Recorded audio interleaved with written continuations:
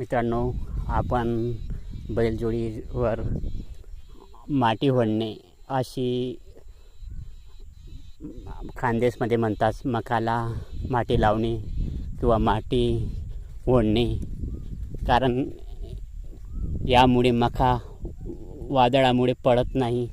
पाहू शकतात आपण, या बाजूला खत दिलेलं आहे आणि खत दिलेल्या जागावर आता माती ओढणं चालू आहे.